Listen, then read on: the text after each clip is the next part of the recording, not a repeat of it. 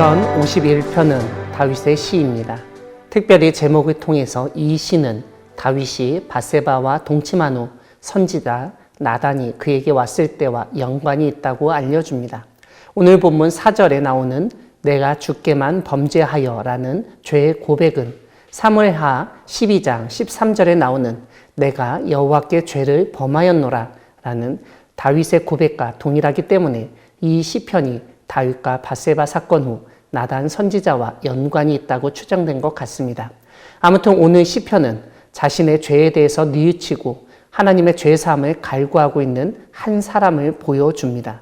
시인은 하나님께 인자하심을 따라 은혜를 베푸시고 긍휼을 따라 죄악을 지워달라고 간구합니다. 다시 한번 죄악을 맑게 씻으시고 죄를 깨끗이 제하여 주시기를 기도합니다. 여기서 우리는 죄의 문제는 오로지 하나님만이 해결하실 수 있다는 시인의 신앙을 발견할 수 있습니다. 무엇보다 시인은 자신의 죄과를 알고 있다고 인정하며 죄가 항상 자기 앞에 있다고 언급합니다. 이런 가운데 시인은 주께만 범죄하여 주의 목전에 악을 행하였다고 언급하는데 이것을 단순히 다른 사람에게는 죄짓지 않았음을 의미하는 것으로 이해하면 안 됩니다. 왜냐하면 사람이 다른 사람에게 잘못을 하고 죄를 지으면 그것은 그 사람과 관련이 있는 하나님에게도 잘못된 것이고 죄를 짓는 것으로 볼 수 있기 때문입니다. 이러한 자신의 죄악 고백과 인정은 하나님이 말씀하실 때 의롭고 심판하실 때 순전하다는 고백으로 이어집니다. 하나님은 우리와 같이 죄를 짓지 아니하시는 분이시기 때문에 하나님의 말씀은 항상 옳은 것입니다. 그렇기 때문에 하나님의 말씀은 우리가 잘못되었다고 항변할 수 없습니다. 또한 그러한 하나님의 말씀에 근거한 심판 역시 순전할 수밖에 없습니다. 순전이라는 말은 불순물이 하나도 없는 상태를 의미합니다. 올바른 말씀에 이어진 심판은 이 세상에서처럼 뇌물이나 불순한 어떤 의도나 그러한 것들이 들어가 있지 않기 때문에 순전하다고 고백할 수 있는 것입니다. 시인은 그런데 한 단계 더 앞서 나아가서 자신이 죄악 중에 출생하였다고 또한 어머니가 죄 중에서 자신을 잉태하였다고 말합니다. 이것은 부부 관계가 죄악이라고 하는 말이 아니라 사람은 모두가 죄에 빠져 있다는 점을 강조하기 위한 표현입니다. 이렇게 죄악 중에 임신하고 출생하게 된 시인은 중심이 진실함을 원하시는 하나님이 자신에게 지혜를 은밀히 가르쳐 주시길 바라고 있습니다. 그러면서 제일 먼저 우슬초로 자신을 정결하게 하시고 죄를 씻어주시길 간구합니다. 이러한 간구는 자신의 죄를 용서하고 사해 주심을 바라는 것만이 아니라 하나님과 다른 사람들과 어그러진 관계를 회복시켜 달라는 기도이기도 합니다. 시인은 9절에서 다시 한번 주의 얼굴을 죄에서 돌이키시고 모든 죄악을 지워달라고 간구합니다. 그리고 이렇게 죄의 문제를 해결하신 후에 해 주시기를 바라는 내용을 10절에서 언급합니다.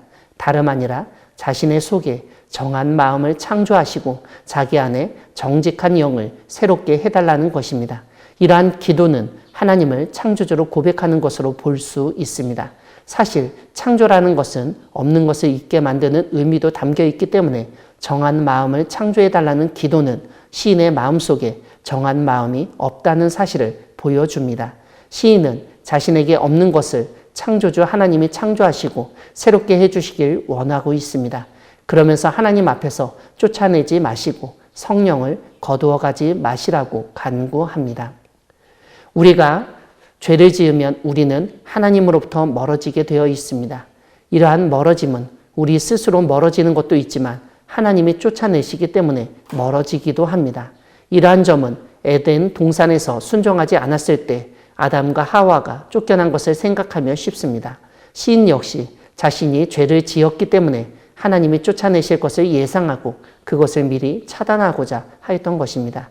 그리고 만약 하나님이 자신에게 구원의 즐거움을 회복시키시고 자원하는 심령을 주신다면 자신처럼 죄를 범한 사람들에게 하나님의 도를 가르치겠다고 서원합니다. 그러면 그 범죄자들이 하나님께 돌아오게 될 것이라고 아뢰입니다. 그리고 다시 하나님을 구원의 하나님이라고 부르면서 자신을 피 흘린 죄에서 건져주시길 간구합니다. 그러면서 하나님이 원하시는 것은 제사가 아니라 상한 심령이라고 주장하며 하나님이 상하고 통회하는 마음을 멸시하지 않으신다고 알려줍니다.